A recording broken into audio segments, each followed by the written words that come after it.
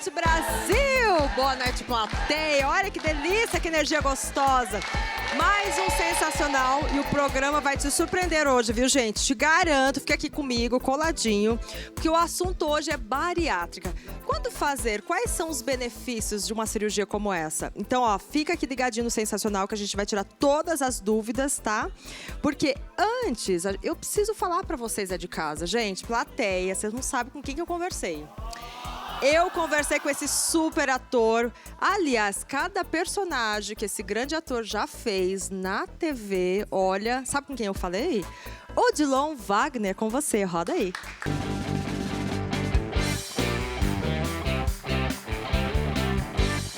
Gente, hoje eu tenho a honra de conversar com esse veterano, esse grande artista que é o Odilon Wagner.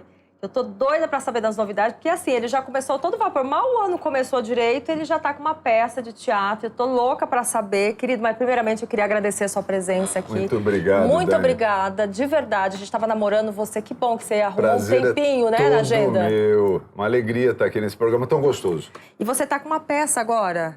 Isso. Como é que é o nome da peça? Chama-se A Última Sessão de Freud. E você é o próprio Freud. O próprio Freud. Olha que coisa. Essa profissão nossa é maravilhosa, porque muitas vezes o jovem, né, quando está começando, ele faz planos para fazer sucesso, então ele estratégias, vai estudar não sei aonde, fazer um ano fora, tal, porque ele vai voltar, ele quer ser o grande astro. E às vezes não acontece nada, né? Mas eu sinto dizer para essas pessoas que perseguem, vamos dizer assim, A fama? a fama, o sucesso, que não é bem assim que a coisa acontece, né? E essa peça fala muito de religião, né? Assim... Isso. Eu estava falando que o Freud, ele influenciou o pensamento científico, filosófico, literário. A obra literária dele é muito interessante. Por isso que eu, quando eu comecei a estudar, eu vi que eu não conhecia nada dele. E ele era ateu convicto, mas ele era militante ateu. A situação da peça é a seguinte, ele convida um outro grande pensador, que era um ex-ateu que se converte ao cristianismo. Meu Deus, aí dá uma confusão danada, então, de ideias, assim, na hora.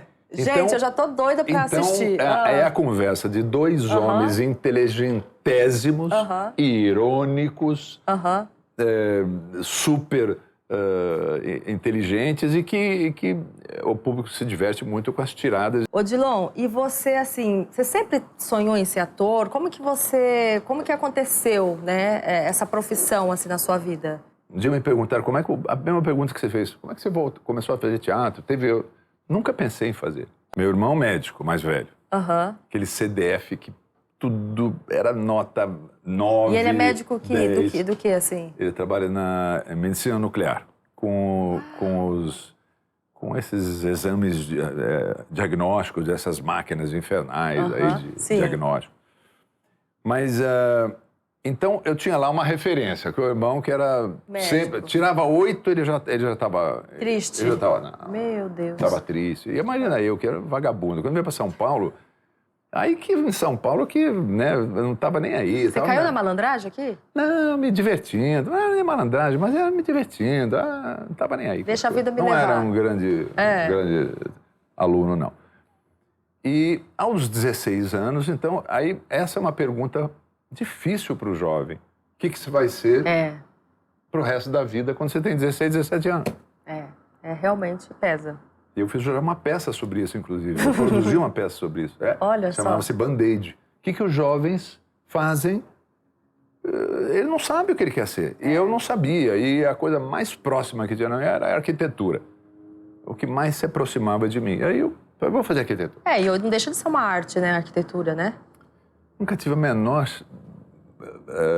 jeito para desenho, para nada. Para nada. Mas achava era o que bonita mais a profissão. se aproximava. Sim. Mais se aproximava. Bom, estava fazendo o cursinho junto com esse meu colega Paulo, que já tinha feito teatro no Sede Sapiense da PUC, aqui em São Paulo. E ele, vamos lá fazer teatro? Teatro aonde? É lá na... Mas pode? Pode. Fui. E aí, mas como sem foi? pretensão nenhuma. Mas aí você já logo encenou, falou, decora esse texto aí, já começou assim? Como que foi? Teatro amador, assim, você fica 2 meses, teatro universitário naquela época, fica 2 meses ensaiando, para decidir quem ia ser o elenco. Se você ia passar para o teste ou não. E aí foi. Fiquei lá. E você passou para quê? Foi passando o tempo. E aí chegou um dia, vamos, os personagens. Fulano e tal, a peça era Baal de Brecht, que é uma das peças mais difíceis do Brecht, uma peça densa, muito cheia de... E aí, fulano tal, e o Odilon nada. E aí eu fui no final, e quando chegou no final, Baal, Odilon. E eu peguei, portanto, o protagonista daquele espetáculo na primeira peça que eu fui fazer. E seus pais, quando você falou assim, nossa, eu peguei a peça, eu vou ser o protagonista, eu quero ser ator. Como que foi isso? Vamos fazer um parênteses aí. Eu estava fazendo vestibular. Para arquitetura. Já estava prestando vestibular nessa altura. Seria para arquitetura. Já tinha feito alguns 2, 3 exames já, mas não estudava nada, não ia passar em hipótese nenhuma, né? Mas estava fazendo vestibular. E uma manhã, lá era 6 horas da manhã, esperando o portão da escola abrir para fazer um outro exame. Eu já estava ensaiando a peça. Eu olhei aquele frio, São Paulo, frio, 6 da manhã, parado naquela, eu falei assim... Não é isso que eu quero. Mas não vou fazer mesmo. Dali, levantei e fui embora. Jura? Você nem entrou na escola, não você já deu meia volta? Falei assim, não é isso que eu quero ser ator. E aí você chegou em casa, deu esse comunicado. E aí, esse comunicado, como foi? Tem que ter peito para dar um comunicado desse, não tem não? Mas meus pais, eles... A sua mãe mais fácil. Eu tenho até que agradecer, eu tenho que agradecer porque eles entenderam, eles insistiram ainda para eu fazer uma faculdade, etc e tal, mas eles nunca foram daqueles que obrigaram, castigaram, etc e tal. Não. Aí, isso foi 69 que eu estava começando. 70 fiz essa peça. Aí, 72 eu já tenho fazendo uma peça, já era profissional. Em 74, olha como as coisas... Eu já teve uma oportunidade eu fui fazer uma peça de um diretor que foi para o Rio, foi proibida pela censura na época, etc e tal. Quem trabalhava na peça era estrela da peça Beth Faria, casada com o Daniel Filho, diretor da Globo. Ai, foi Portanto, aí que... 4 anos depois que eu comecei, eu estava na peça lá e falaram, vamos pegar essa molecada aí e levar lá para a Globo. Eu fui fazer novela. Uau, e 4 anos depois que eu comecei. 4 anos de teatro. Foi um desastre. Por que desastre? Horrível, porque a gente não sabia trabalhar, né? Mal sabia no teatro, quanto mais na televisão. Mas me conta, como que foi a sua chegada na TV? Assim, mas aí é o seguinte, aí a mãe e o pai. Agora entrou na televisão, agora virou ator. Agora aí foi uma festa na família, né? Nunca mais falaram de vai voltar a fazer faculdade e acabou. A televisão, então, foi o que deu... Como carimbou ali, tipo assim... Você acha que a televisão... Família... de realmente dar o devido valor a mais, assim? A família, valoriza, apareceu na televisão. Olha, a televisão era branca e preta naquela já tinha colorida. Mas a novela das 7 não, era branca e preta ainda. Era Super Manuela, uma novela do Walter Negrão, Marília Pêra. Foi a primeira novela que você fez? Novela. E qual que foi a sensação de se assistir? Um horror. Um horror, de louco? Bom, eu já era careca desde os 17 anos de idade, né? Eu tinha as entradas até aqui, assim, né? Aí eu cheguei lá na televisão, eu tinha 19, eu acho. Muito jovem. E aí... as entradas muito fundas, o Daniel Filho falou, olha, ele é muito jovem, tem que botar uma peruca, não pode? Não pode assim. Então, eu falei, tá bom, não tem problema. Tal. Primeiro dia de gravação... Bota a peruca. Não, eu chego lá, vamos gravar, a roupa, tudo. Eu falo assim, ele não tinha uma peruca? Me falaram que teria, assim. Eu não tinha a menor ideia quem que providenciaria isso, né? Cadê a peruca dele? A peruca. Aí saí lá, entrando na maquiagem, eu pegou um saco de lixo, de plástico, e o cara começava a tirar uns pedaços de... uns cabelos, botava na minha cabeça assim. Não, isso não. Tira um, bota outra. De repente botou uma, pá! Essa tá boa. Pentearam. Parecia um espantalho aqui na minha cabeça. Ai, e foi assim Deus. A minha estreia na televisão. Não dava pra ser boa, né? Eu me vendo depois daquilo, eu achava um horror aquilo lá. Aí parei. Fiz parei. E aí foram 10 anos, quase 10 anos de teatro. Aí, já numa mais A televisão profundo. te traumatizou, então? Não me traumatizou. Ela se traumatizou comigo. Ela falou, não quero isso aí. Você achou que... Eles acharam que você era ruim. Que você não era. Você era um péssimo ator. Tipo, não era bom. Foi horrível mesmo. Não tinha por que alguém me chamar pra fazer nada depois. Que era horrível, não era nada aquilo lá. E aí, quando chega ali em 80, já tinha produzido várias peças importantes, feito várias peças. Ali tem uma peça que eu produzi junto com a Irene Ravache, chamada Filhos do Silêncio. Olha só. Foi outra grande marca na minha carreira. Já em 82, então eu já tinha 12 anos de experiência, pelo menos ali, né?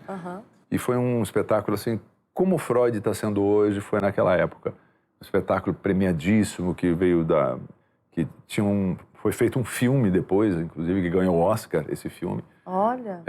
E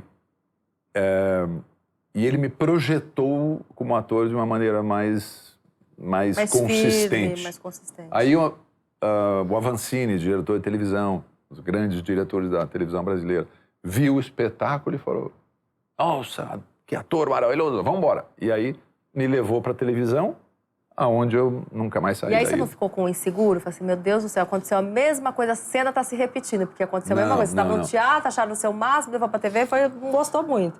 E aí você já estava mais seguro, você falou, não, a gente você já um pouquinho mais de experiência, e aí... falou, vai dar certo. Era uma minissérie chamada Avenida Paulista, com Fagundes, La Torraca, Bruna Lombardi. Nossa, era um elencaço, assim, maravilhoso. Um outro personagem que eu queria que a gente conversasse que eu acho que foi um personagem muito emblemático, assim, na sua carreira, que parece que muitos atores não queriam fazer, que era um bissexual na novela Por Amor. Isso. Como que foi a experiência de viver um personagem, assim, diferente de todos que você já estava fazendo e de saber até que muitos não queriam fazer porque ficava meio com medo, não quero, vai ficar... Né, de confundir, porque tem muita essa coisa de confundir o personagem, né? E tem muita gente preconceituosa, né? Sim. Não, eu não faço esse tipo de papel. É preconceito puro, né? O ator não pode julgar o personagem. Se eu for julgar o Freud, eu não posso fazê-lo, porque ele é ateu, eu não sou ateu. Eu não posso julgar o Freud. Eu tenho que vivenciar, mostrar para o público o que era o Freud. E tentar levar da maneira mais humana possível. Mesmo quando a gente faz o ator, muitas vezes é convidado para fazer um bandido, um assassino. E tem que não vou convencer. fazer porque é assassino. Não, mas o personagem não é você, é o personagem. É o personagem. Você tem que mostrar aquela vivência. É que o público de novela, né, as senhorinhas, o pessoal que assiste, eles meio que compram o personagem, né? E acho que talvez o medo, né, desses atores de falar assim, nossa, eu não vou conseguir separar o ator, né, da minha vida pessoal, talvez, assim. Como que foi para você o convite? Por uma surpresa impressionante, foi exatamente o contrário que aconteceu. Primeiro, assim, o Paulo Biratã, o diretor da novela na época, e o Manuel Carlos, o autor, isso foi na década de 90. Então, né, nunca tinha tido um personagem bissexual ou homossexual que não fosse caricato, que não fosse pro lado do humor. Que na brincadeira, na graça, no humor, tudo bem. Mas é sério. Homem casado, que tinha filhos, tal, que se apaixona por outro homem. E a pergunta é, isso é possível? Super. Né? Se não fosse, não estaria aí no mundo. É possível. Aceitei fazer, foi maravilhoso. E como não era caricatura, como era feito a sério, as pessoas também entenderam de uma maneira séria. E a quantidade de pessoas e senhoras que me paravam na rua, nos lugares, e diziam assim, meu filho, essa história, eu vou te falar uma coisa para você. Você sabe que tem na minha família um caso assim também? Óbvio, né? Como a gente estava fazendo para valer, não tinha nenhuma... Não era, vou fazer de uma maneira maquiavélica, né? Estereótipo. Não. Era de verdade, era um conflito que aquele homem estava vivendo. O que eu faço com esses dois sentimentos que eu estou tendo? E as pessoas entenderam isso. Foi talvez uma das novelas que mais impacto teve na minha carreira. Na sua carreira. E é tal negócio. Quando esses personagens maravilhosos acontecem, é um presente, é aí que você tem que fazer. É um presente. Então você não pode ter preconceito. O autor não pode ter preconceito. Mas às vezes os diretores têm preconceito com os atores, você não acha? De às vezes, por exemplo, não aconteceu com você já? você querer fazer muito um personagem, a pessoa olhar pra você, ah, não, você... Aconteceu isso com você, por isso que eu queria te perguntar isso. Ó, você sabe onde que eu quero chegar, né? Tem. De assim, não, você é um homem de 1,90 m, olho claro, bonitão. Como vai fazer um caminhoneiro? É um europeu. É um suíço, praticamente. Aham. Então, E aí, como que foi? Não conseguiu fazer o caminhoneiro? É, que não consegui fazer o caminhoneiro no filme... Central do Brasil, né? Central do Brasil.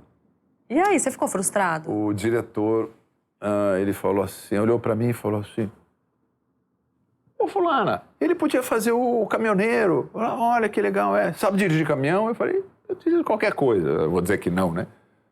Sei, vamos. Ah, tem um filme aí que eu vou fazer e tal. Eu vou depois falar. Nunca mais falou nada. Depois eu perguntei, quando já estavam produzindo o filme, ele falou, não, mas é que você não tem cara de caminhoneiro.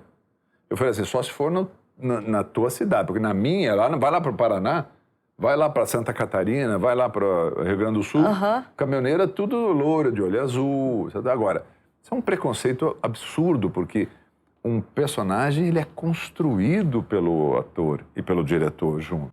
Então, é o preconceito, é só o nordestino pode ser caminhoneiro. Como? Só a atriz negra só faz empregada. É preconceito dos diretores. Acha que por causa Não, mas tem tanta caracterização. Hoje em dia, né, você vê filmes, gente que se transforma em pessoas mais velhas, não é? Hoje em dia, o recurso, a tecnologia não existe, não existe, né? A arte de representar é uma convenção. O que você propuser ao público, ele aceita. E quando é bem feito. Por exemplo, hoje em dia, assim, essa era da internet, eu já ouvi dizer, assim, eu queria até saber um parâmetro seu, assim. Hoje em dia tem essa coisa da rede social, Instagram, tal. Muitas pessoas têm muitos seguidores. E aí, pelo que eu já vi, assim, né, eu como jornalista, analisando, assim, que às vezes chamam pessoas que não são atores, né, porque tem 20 milhões de seguidores, 30 milhões de seguidores, para entrar na novela, até para trazer o público mais jovem, não sei se talvez é uma estratégia. Eu acho que a internet ajudou esse processo de infantilização da teledramaturgia. A teledramaturgia hoje é infantilizada. Por exemplo, há quanto tempo a gente não vê numa novela uma história de amor de um homem da minha idade. Da sua idade. 60 e poucos anos, de uma mulher de 50, 60 anos. Uma história ardente, uma história apaixonada. Não tem mais, me lembra, alguém me fala. Eu não lembro a última vez que teve isso. Porque é tudo jovialidade, é tudo na jovialidade, é tudo na... Então, mas só que o grande público da televisão não é o jovem.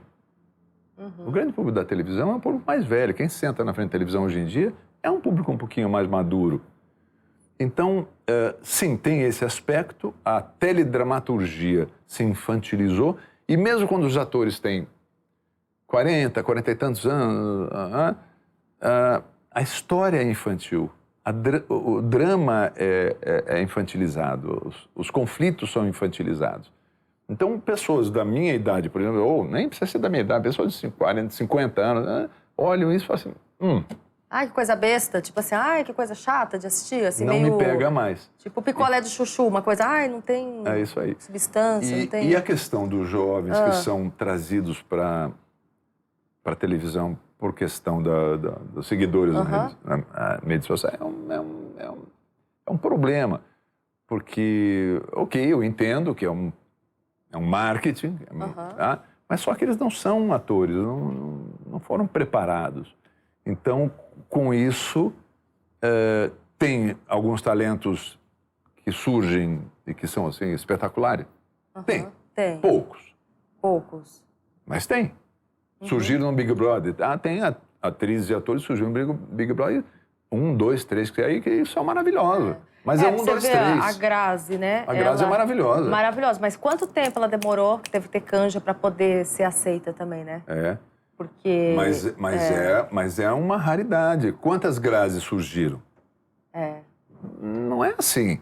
É porque ela tem realmente um talento. Então é um processo, E você sente, assim, que assim, vontade de fazer TV, grandes personagens, assim? Você gostaria de fazer... Tem algum sonho de fazer algum personagem, assim? Você falava, nossa, a TV podia tanto, sei lá, levar um Freud, por exemplo, à televisão, para o público saber mais, por exemplo, história de Freud, por mais que seja um pouco mais complexo, assim, às vezes... Não sei se o Freud... Eu já tive um projeto com a Vancina, inclusive, lá no passado, a gente até aventou essa possibilidade e isso foi uma coisa que ficou na minha cabeça. O Don Quixote. Ah, Don Quixote, legal. Fazer uma adaptação para a televisão. Nossa, surreal. Isso é um muito, sonho ainda nossa, muito bom. E qual personagem, assim, que foi mais, que te marcou, assim, que você mais amou fazer, assim, na TV? Você fala, nossa, sei lá, mais desafiador, que foi mais difícil, mas o resultado foi maravilhoso, assim. Tem... Porque, olha, eu fui jogar seu nome no Google. Você já jogou seu nome no Google? Já foi no Wikipedia lá? Já. Você viu o tamanho do negócio? Assim, ó, vai daqui até lá no nosso teatro, até lá de personagem. Gente, é muita coisa. Tem um personagem que as pessoas não vão lembrar muito, é um personagem que a nossa percepção dos atores é diferente do público. Do público. Uma minissérie de muitos anos atrás, décadas de 90 também, se eu não me engano, O Tempo e o Vento. O Tempo e o Vento. Tinha na Terra, assim. O Tempo e o Vento. Que eu fazia um médico alemão. Foi o primeiro nu, não frontal. De costa, o seu? Costal. E aí, como que foi? Porque era um médico alemão que vivia lá no Rio Grande do Sul e tal. Ele tocava violino e tal. E tinha uma cena em que ele tocava violino nu. Que cena incrível! Aparece de longe, assim, ele tocando na janela. Mas naquela época não podia mostrar, imagina, né? E você fazer esse personagem, ficar nu, foi tranquilo? Não, isso Tirou de letra? Tranquilo. Mas o personagem é maravilhoso, porque ele vinha jovem, era apaixonado pela Carla Camurati na história, vinha jovem e ia envelhecendo. E o personagem teve essa curva de envelhecer e ficar velhinho. Ai, que legal. Com a maquiagem, com a coisa. E uma cena, assim, mais difícil, que você falou, meu Deus do céu, essa eu tive que suar a camisa para poder entregar. Quando você tem bons personagens e boas cenas, elas são doídas. Não é fácil para o ator fazer. O pessoal, o público acha que de vez em quando você chega lá e vai lá e faz. Não é bem assim. A gente estuda, a gente decora, a gente estrutura como a gente quer fazer. Mas só que quando a gente chega na hora, o diretor fala, não, acho que assim não. Aí desmonta tudo aquilo que você construiu, que você tinha pensado. Aí, ou você está indo, o diretor falou ok, mas o teu colega com quem você está contracenando não responde da maneira como você imaginava que ele deveria responder. E a coisa não pega. Então, é por isso que a arte de representar, no inglês e no francês, ela tem a melhor definição possível. No inglês é to play, é jogar. Jouer em inglês. É o que define a arte de interpretação. Os americanos falam, let's play. Quer dizer, vamos... É jogo.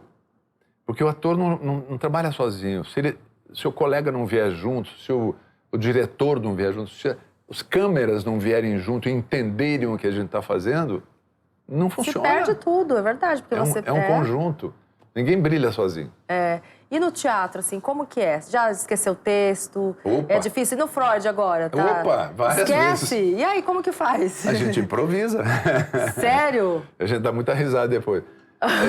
Eu estou fazendo a peça há 1 ano. Outro dia mesmo chegou na hora e o meu colega, o Cláudio Fontana, que faz o C.S. Lewis, maravilhosamente bem também. Aliás, a peça está com 4 indicações de prêmios.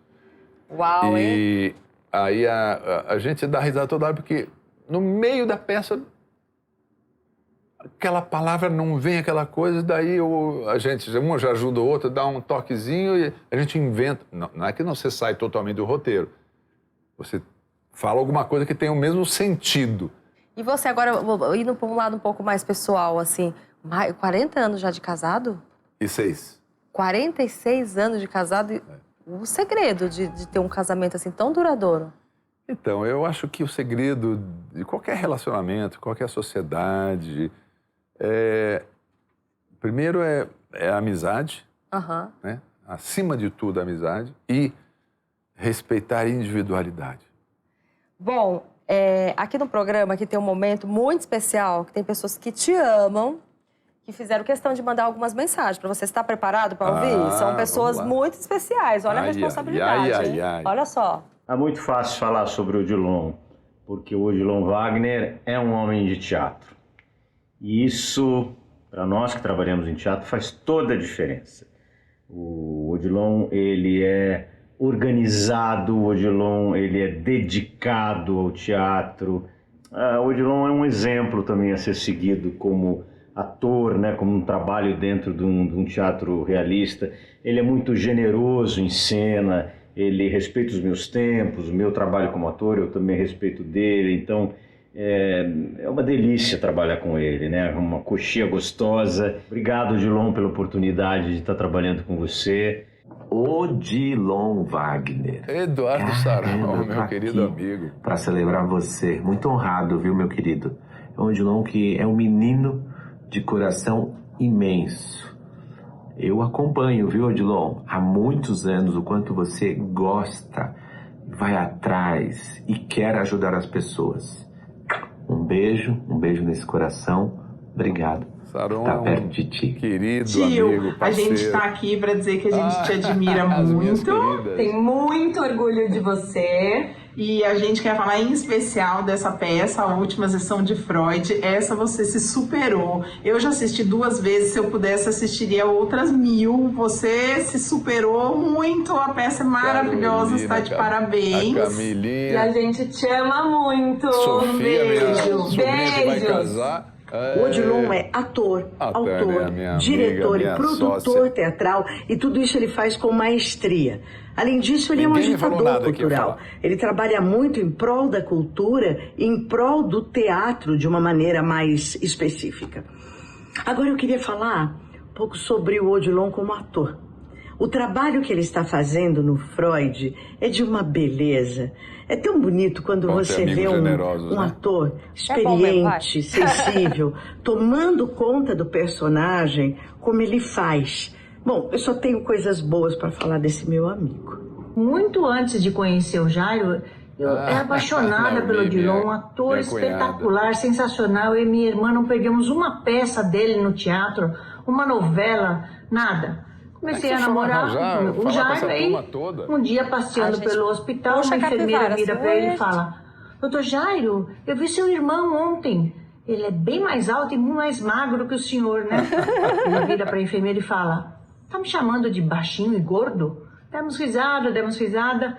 Aí naquele momento veio um raio e me atingiu. Eu sempre soube que ele tinha um irmão chamado Odilon.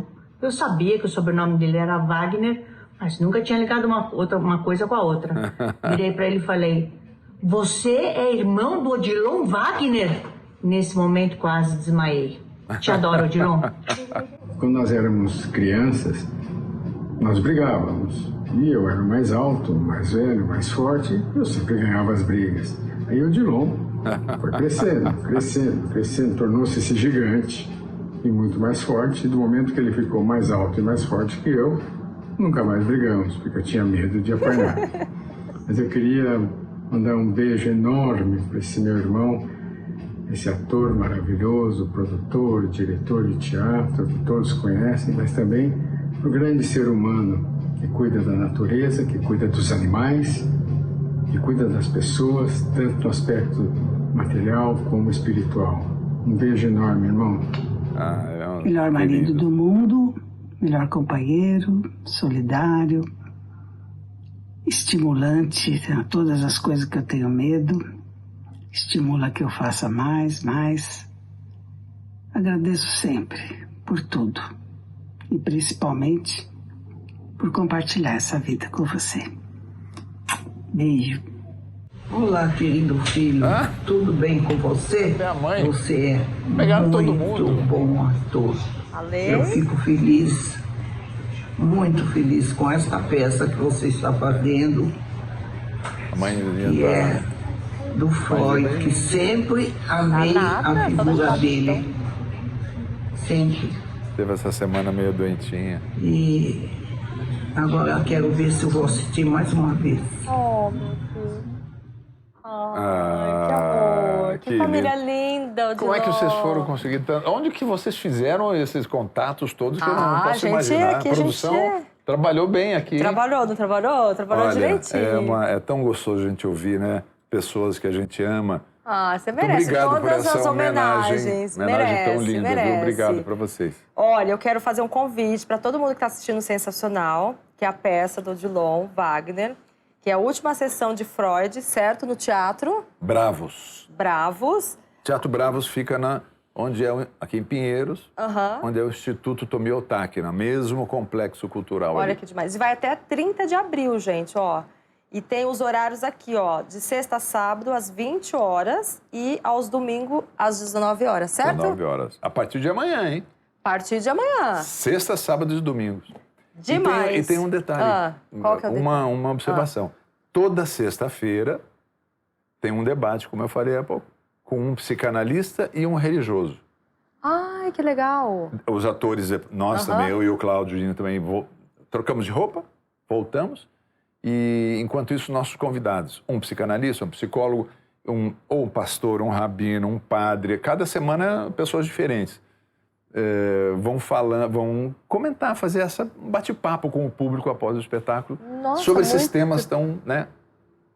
Religião, Deus, sim, não, será que, né? É verdade, querida. Eu queria agradecer mais uma vez. Muito obrigada pela sua presença aqui no Sensacional. Foi muito bom conhecer um pouquinho mais da sua trajetória, viu? Grande sucesso. A gente tem que estar, o convite está feito, viu? Eu que agradeço. Última sessão de Freud, com o nosso Freud. Olha que delícia, eu tô com o próprio Freud aqui na minha frente, gente. A gentileza de me receber aqui, um programa tão gostoso, essa produção tão simpática. E eu espero você para assistir o Quero Freud. ir já vou sim, gente. Palmas para esse grande ator. Obrigado. Wagner, aqui no Sensacional. Obrigada, Palmas para você. Obrigada. Que ator maravilhoso! Olha, realmente essa peça de teatro que ele está fazendo vale a pena, viu? Ó, se você não está aí na dúvida se vai ao teatro ou não, vá, porque o negócio é bom, viu? Bom, gente, mudando de assunto agora, é o seguinte, nós vamos falar sobre cirurgia bariátrica. Você já pensou em fazer? Conhece alguém que já fez?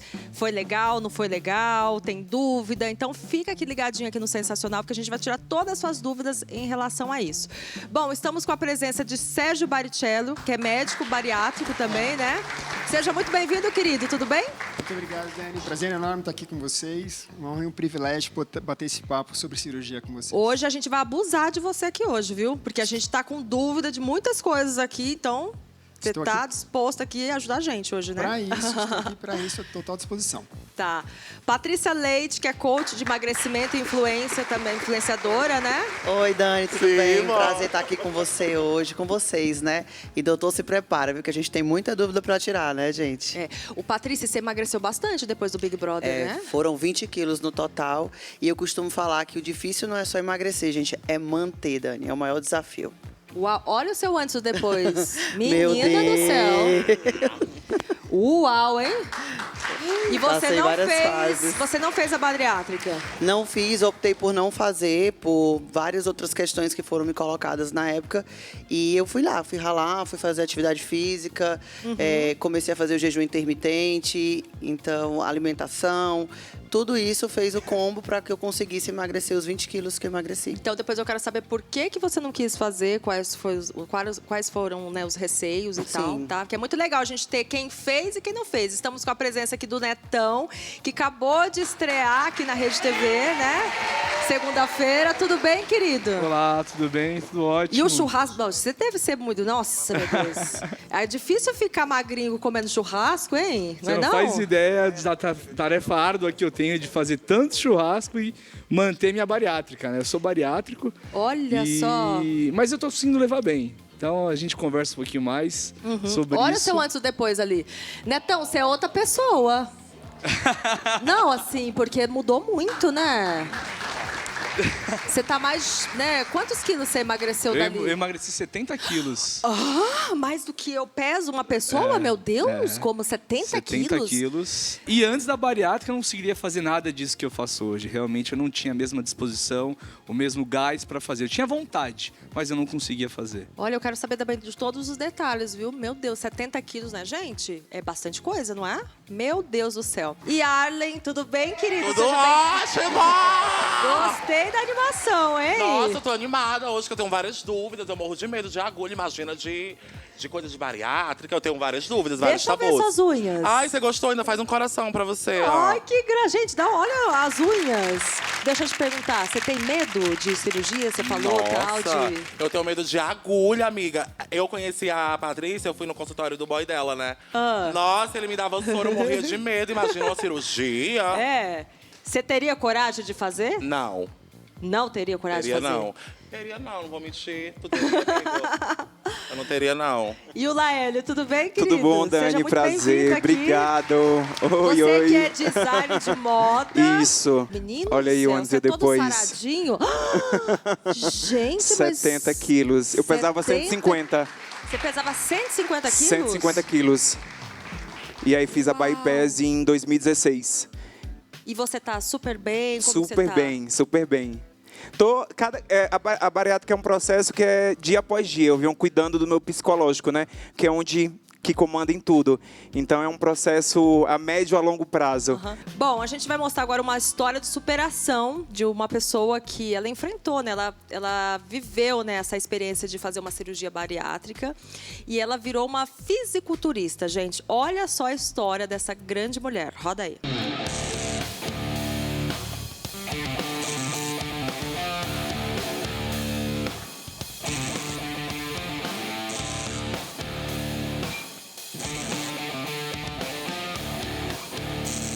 Fala, minha gente linda do Sensacional. Olha só com quem eu tô hoje aqui, com a Priscila, que é fisiculturista.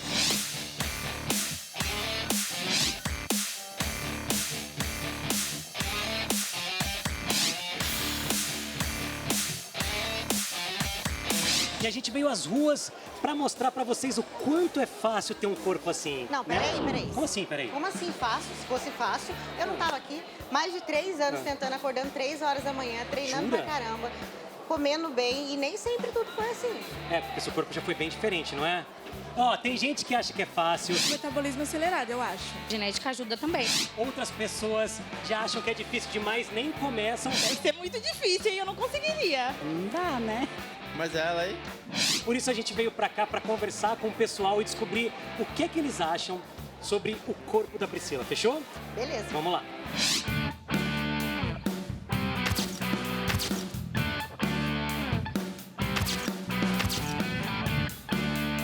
Como você acha que é a rotina de treino da Pri para ela ter um corpo assim? Bem difícil. Então tem que ter foco, objetivo e nunca desistir do seu foco. Acredito que não é somente o treino, né? Tem que ter uma alimentação balanceada, tem que estar focada realmente no corpo. Vocês acham que tem que ter muita dedicação para ficar com um corpo assim? Eu acho. Educação alimentar. O que te chamou a atenção na Priscila? Ah, bonitona, né? Só bonitona? Ah, gostosa. Todo respeito, né? Todo respeito. Ela é muito linda, maravilhosa, olha isso. Se eu dissesse pra você que o corpo dela nem sempre foi assim, você acreditaria? Sim, acredito. Nasceu pra ter esse corpo, né? A mulher é gata demais, né? Como que você imagina que seria o corpo dela antes? Magrinha. Meio a meio, gordinha e mais flexível mesmo. Pode até que ela já tenha uma genética de ser magra, mas pra definir, pra criar uma massa, pra ficar o tamanho da perna dela, que maravilhosa. Aí ela tem que comer muita batata doce e muito ovo. E se eu te dissesse que não tem predisposição nenhuma? Olha essa foto do antes dela. Caramba, meu. Olha! Não é ela. Não é ela. Mas ela aí? O que mais te chamou a atenção? Olha, com todo respeito, parabéns, tá? Obrigada. Parabéns mesmo. Foco, objetivo, nota 10. Você acha que você era mais saudável antes ou agora? Você consegue responder? Agora, sem dúvida, sem dúvida. Eu era totalmente desregrada, comia errado, não treinava direito, tentava treinar, mas não ia. Então, assim, é totalmente diferente. Hoje eu tenho um foco realmente na minha saúde, principalmente. Você acha quanto tempo tem de uma foto para outra? Nossa, tem que ser um ano, né? Pra estar com o corpo assim. Um ano? E aí, Pri, quanto tempo? Quase 3.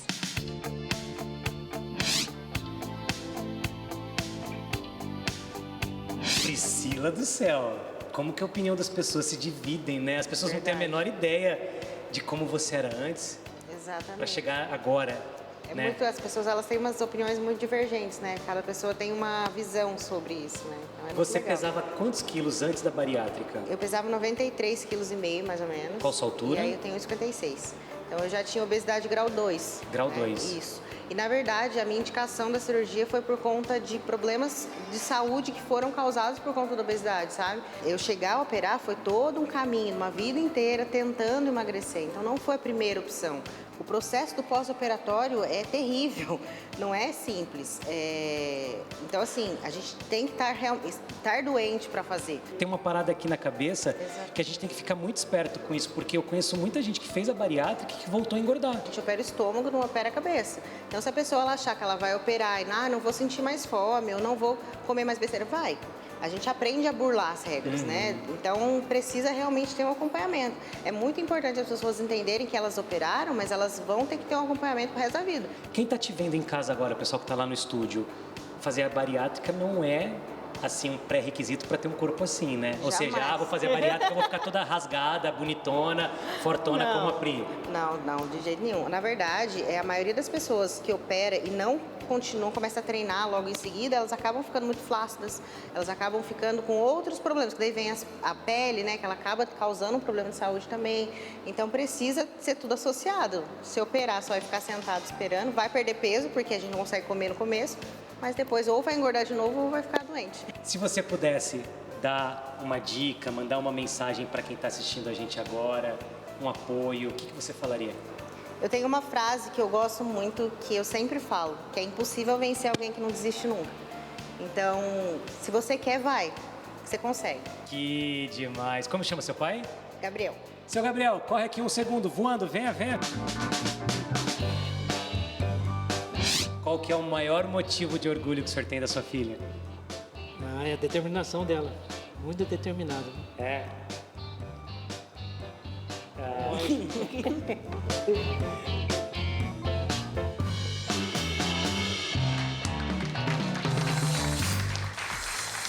Uau, super entrevista, Caco. Obrigada, viu? Que história dessa mulher, gente. Ela pesava 93 quilos. Realmente, todo mundo ali, como a gente viu, mostrava a foto, né? Mostraram a foto dela do antes. Ninguém acreditava que aquela mulher, com aquele corpo escultural, mudou tão assim. Olha, dá a impressão que era outra pessoa mesmo, né? Realmente mudou muito. E eu queria perguntar para você, doutora, assim, qual que é um passo, assim, para você falar assim, nossa, você necessita de uma bariátrica, realmente um candidato, posso dizer, ó, você realmente, por exemplo, o Netão falou que emagreceu 70 quilos, né? Ele tinha uma obesidade mesmo, assim, que, né, acho que teve uma indicação. Atualmente, ainda nós usamos uma medida chamada IMC, que é o Índice de Massa Corporal. Esse índice de massa corporal é uma continha muito simples que o pessoal em casa pode fazer, que é o peso dividido sobre a altura ao quadrado. Essa continha, ela vai nos dar um número. Pacientes que têm um IMC entre 25 e 30 é sobrepeso.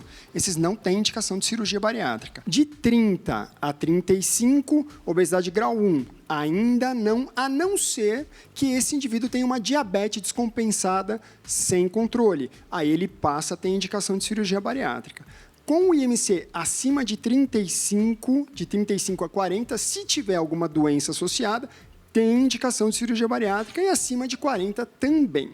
Então, o plano nós temos uma diretriz por esses números. E eu vou dar um dado aqui que é muito interessante, que é apenas 1,5% das pessoas que têm indicação formal de cirurgia bariátrica, ou seja, 1,5% de quem de fato precisa da cirurgia, realiza a cirurgia. Então, cada vez mais nós necessitamos de ferramentas e alternativas para cuidar de quem tem problemas com o peso, não apenas mudanças de comportamento. A mudança de comportamento é fundamental, o equilíbrio emocional é fundamental, mas só quem está acima do peso sabe a dor e a dificuldade, porque a obesidade ela traz consigo muitas complicações, não só de saúde propriamente dito, mas de mobilidade. Como o Netão falou, né? O Netão Exato. falou que é outra pessoa hoje, né, Netão?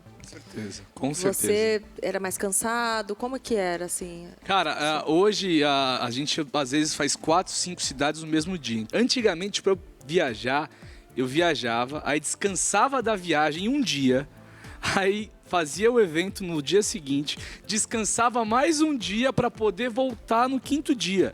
Então, para ir um dia em algum lugar, eu precisava de 5 dias. Hoje eu vou para 4 cidades em um dia só.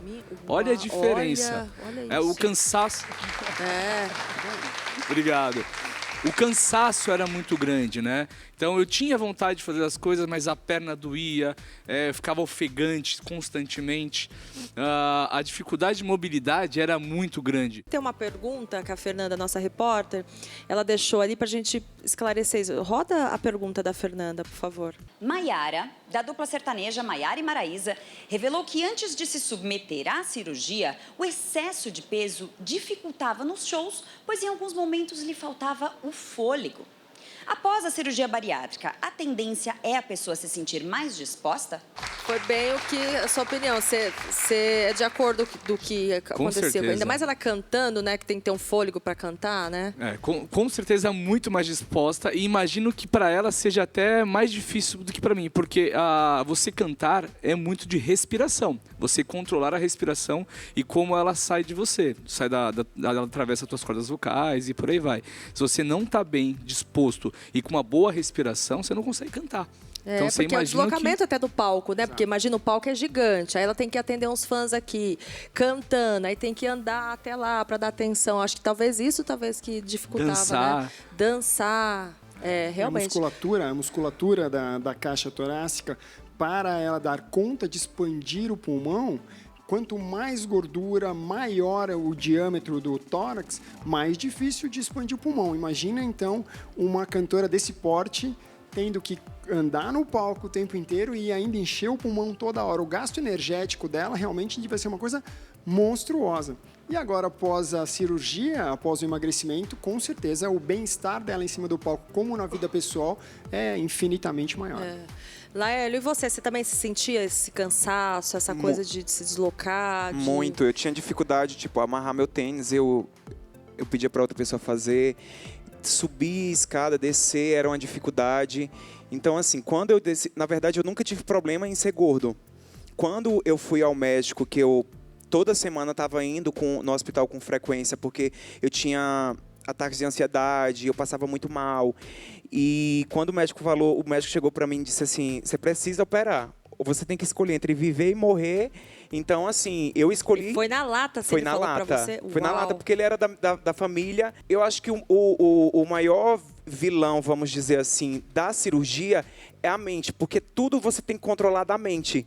Então, assim, às vezes eu pensava que minha cabeça não estava acompanhando meu corpo. Meu corpo não acompanhava minha mente. Então, era muito complicado. E pós a cirurgia, eu sentia muita dor.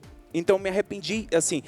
A primeira semana foi uma semana de arrependimento para mim. Meu Deus, por que eu fui fazer isso? Não, eu comentei com o Yarley, com a Patrícia, minha mãe lá no pé da cama orando e eu pedindo a Deus, Deus me leva porque eu não aguento mais. Depois eu pedi muito perdão a Deus porque hoje você se sente muito mais disposto do que antes. Não, com certeza. Patrícia, você que tava na época assim, faço, não sei o quê. O que foi que deu um start assim, você falou, não, eu vou na raça, eu vou mudar, sei lá, meu estilo de vida? Como que foi? Muito foi das experiências que eu escutei depois, como a do Laélio, né? Do pós, que é aquela questão de virar a chave, de você entender que não é só um botão que aperta, tudo resolvido. Depois você tem que mudar a sua cabeça, você tem que persistir em dieta, em atividade física. Então eu decidi, se eu vou ter que fazer isso, mesmo optando por uma cirurgia, por que não fazer agora e não fazer a cirurgia? Aí eu fiz tudo isso, passei pelo processo, tentei virar minha chave e voltava de novo. Não é fácil, gente. Eu sempre falo, para quem é mãe, dona de casa, empresária, a gente tem que fazer 1000 coisas, trabalha fora. Então, assim, tem N motivos para a gente não ir para academia naquele dia, ou então comer uma besteira. A gente tem mania, até falei pro Laela, a gente conversando no camarim, de se presentear com comida. A gente que gosta de comer, né? Hoje eu posso, hoje eu vou lá comer isso aqui. Então, é muito difícil. Eu sempre sou a favor, eu falo para as meninas que estão comigo, que me seguem, que a gente tem que se amar, se olhar no espelho, se gostar de verdade, olhar e gostar do que vê. Se não está gostando, muda. Mas tem que se gostar. E eu fui atrás de mudar. Que legal. Vamos colocar mais uma perguntinha aqui pra gente debater? Roda aí. Em 2013, André Marques fez a cirurgia bariátrica e emagreceu mais de 70 quilos. O apresentador disse que, apesar dos benefícios, a luta contra a questão da obesidade continua. Quais os principais cuidados após a cirurgia bariátrica? Olha só, ótima pergunta. O que não pode fazer assim? Quais são os cuidados? Uma das principais causas de reganho de peso pós-cirurgia bariátrica é a escolha de alimentos que nós chamamos de soft foods. Esse paciente que fez a cirurgia bariátrica, ele tem aquela vontade de comer, ele continua tendo uma vontade de comer. E quando ele vai comer, ele não consegue. Ele tem uma dificuldade. Aí ele vai com aquela história de come, vai no banheiro e vomita. Até o momento que ele percebe que ele não consegue comer comida de verdade. Entretanto, pãozinho, sorvete, pizza, hambúrguer, que de fato não são comidas de verdade, são comidas carboidratos, que a hora que você começa a mastigar, já chega no seu estômago já uma papinha, eles entendem que, opa, agora eu posso comer. E eu vou comer pouco, mas na realidade ele acaba comendo várias vezes ao dia e aquilo passa. Então, o principal cuidado, existem 2 coisas fundamentais para a manutenção de peso pós-cirurgia bariátrica. A primeira é não ir para os soft foods, comer comida, carne. A segunda coisa mais importante, além de fugir das soft foods, é exercício resistido, ou seja, musculação. Por que a musculação? Porque quem opera tem um déficit de absorção de proteínas. E a proteína é que constitui os nossos músculos. E quem faz o nosso metabolismo ficar legal são os músculos. Então, você faz musculação, você desenvolve o músculo e aí acaba tendo muito mais facilidade. Ô, Yari, você vendo aqui a situação aqui, você tá só analisando aqui, né? Tem a experiência da bariátrica e tem a experiência da Patrícia aqui. O que você tá, assim, você olhando assim, de fora? Quem tá ganhando? O que você tá achando aqui? Não, quem tá ganhando sou eu, que posso comer o que eu quero, né? Eu sempre fui muito gordinho, né? Desde que eu me entendo por gente. Eu acho que o único preconceito que eu tive em relação a mim foi só sobre o meu peito, que sempre foi um peitinho meu avantajado. Mas barriga nunca foi. Mas, nossa, já fiz de tudo pra emagrecer. Eu fiz a dieta do vinagre, que eu fiquei muito magro, que foi a pior coisa que eu fiz na minha vida, não aconselho ninguém fazer. E aí eu perdi uns 30 quilos. E aí, mas eu sempre fico nesse movimento de emagrecer e engordar. Eu adoro comer, eu não sou louco por doce, eu sou muito do salgado. Mas quando você se olha no espelho, você tá feliz, isso que importa, Nossa, né? uma grande gostosa. Então, por favor. tá tudo certo. Sempre a gente busca em termos de saúde, né? Eu também nunca tive um problema de ser gordinho. Nunca tive. Mas a partir do momento que começa a implicar com a saúde, a implicar né? com a saúde, começa você ir pro hospital direto, muda totalmente o rumo da situação. Tipo, o Yarley não é uma pessoa que vive no hospital, não é uma pessoa que passa mal. Então, se ele é feliz, se ele se aceita desse jeito, é a melhor coisa do mundo. Mas, assim, é inevitável a gente também não é falar inevitável, de, tipo... com certeza. Nossa, Yarley, você... Não, lógico que eu vejo, tipo, as coisas que causam em mim. Por exemplo... A minha respiração é muito ofegante, às vezes eu tô conversando com a pessoa e, por exemplo, eu faço live, não me maqueio. Aí eu vejo os comentários, nossa, sua respiração é bem ofegante. Eu fico... Ou eu me canso, ou tem hora que, vamos supor, se eu fizer uma caminhada, nossa, eu fico meia hora sem falar com a pessoa, porque eu não consigo. Eu fico, nossa, calma. E aí a gente tem que, nossa, não, vamos cuidar da nossa saúde, qualidade de vida. Acho que todo mundo precisa. Tem um equilíbrio, né? Acho que isso é o segredo, né? O grande segredo. Vamos botar mais uma pergunta aí pra gente debater? Em 2008, Solange Almeida chegou a pesar 120 quilos e recorreu ao procedimento. A cantora reforçou que a cirurgia bariátrica não é um milagre e que não foi fácil, sendo importante também a reeducação alimentar. Além disso, acompanhamento psicológico também é fundamental. Quais são os próximos passos, né? É fundamental, né? É fundamental, né? Porque a mudança de vida, ela é compulsória, ou seja, ela é obrigatória para o paciente operado. Então, você precisa necessariamente se preparar para ter uma privação, para não contentar todos os seus desejos, para focar a sua energia em um lugar que antes você não focava. E quem tem a ferramenta para te ajudar nesse processo é, de fato, um profissional da área da saúde mental, um psicólogo, um psiquiatra, um terapeuta. Então, é fundamental porque os resultados, eles são mais consistentes e a gente sabe que quem tem um cuidado emocional de uma maneira efetiva permanece magro por mais tempo. Hoje, cerca de 20% das pessoas que operam reganham todo o peso novamente. Então, você imagina, é um número muito considerável. É um cuidado, tem que vigiar ali o tempo todo. Exato. Netão, você teve um acompanhamento psicológico? Sim, assim, sim, com psicólogo? certeza. Antes da bariátrica, então a gente já começou com psicólogo antes da bariátrica. E pós a bariátrica, eu continuei com eles por mais 6 meses, na maioria, e a psicóloga foi até 1 ano, se eu não me engano. E mesmo assim, a gente tem alterações de humor muito grandes no começo, né? Mais nervoso, assim? Não. Tipo, o que acontece? Eu conversei com as psicólogas para entender mesmo. Então, você está feliz, você está muito feliz. Mas quando você estressa, você estressa enfesado, muito. fica... Então, o que a gente mais gostava de fazer, entre aspas, né, uma das coisas que mais gostava de fazer e onde canalizava o nosso prazer, era na comida. Então, a gente para de canalizar, de se satisfazer com a comida. Então, você tem várias alterações no teu organismo. Então, o teu pico de satisfação, de prazer e também o contrário disso são muito grandes. Então, você me dá um presente, eu fico muito feliz. Você olha feio para mim, eu fico muito bravo. Então, isso é uma coisa que essas alterações de humor repentinas e muito grandes, no começo eu tive que aprender a lidar com isso. Até porque eu tenho a família, eu tenho empresas e tudo. Eu não podia estourar a qualquer momento com qualquer pessoa que não tinha nada a ver com a minha vida. Então, o acompanhamento psicológico foi muito importante para mim. Muito importante. Olha, com você aconteceu isso também? Eu faço até hoje. Eu faço tratamento psicológico, terapia, psiquiatra, tomo remédio. Eu faço tudo porque é um cuidado todos os dias. É um acompanhamento que eu faço sempre, porque eu sinto, às vezes eu esqueço que eu fiz a bariátrica, que eu coloco um prato que eu sei que eu não vou comer, entendeu? Às vezes tem essa mudança de humor que é muito grande. A medicação que você tem que tomar, faz 7 anos que eu fiz a cirurgia, eu tomo medicação até hoje, vitamina, faço reposição de vitamina sempre. Então, quem faz bariátrica realmente fica dependente o resto da vida. Eu falo no meu caso, né? Eu só posso citar sobre o meu caso. O meu caso foi isso. Entretanto, é estritamente comportamental. Porque por mais que ele tenha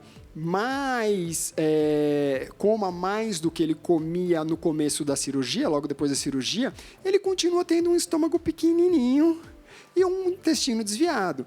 Se ele passa a comer comida na quantidade certa, ele não vai reganhar. Mas a gente sabe que é uma doença crônica, que não cura com a cirurgia bariátrica. A gente consegue melhorar essa condição. A reoperação é muito séria. A reoperação é uma coisa que eu falo para todo mundo. Hoje, eu conheço grandes colegas que são especialistas em reoperação. Mas é algo que, quando você procura um médico e fala assim, eu já fiz, eu quero reoperar, ele fala, nossa, vou ter que remexer, vai me dar um certo trabalho. Nossa, imagino. Ô, Patrícia, você nessa reeducação alimentar, assim, porque, né, você falou, não, eu vou ali na garra, ali. Você teve alteração de humor? Como que foi esse processo de emagrecimento, você? Demais. Tinha dias que eu chorava muito. Eu sou muito apegada à comida. Dentro do reality show que eu participei, eu engordei 20 quilos no confinamento. Então, assim, eu gosto muito de comer. E é um processo muito difícil, doloroso. Você vê outras pessoas comendo na sua frente, você dizer um não para você mesmo. É muito mais simples quando as pessoas... mas toma aqui um pouquinho. Mas não vai fazer mal. Mas não seja tão radical. E existe um momento que você tem que ser radical. É um propósito que você colocou consigo mesmo. É o foco. Eu cheguei a fazer atividade física 3 vezes ao dia. Para poder conseguir... Na final do Big Brother, eu cheguei com 8 quilos a menos em um mês. Uau, olha, bem dedicada. Vamos colocar mais uma pergunta pra gente debater? Roda aí. O diretor da TV Globo, Boninho, passou por uma cirurgia bariátrica em 2017.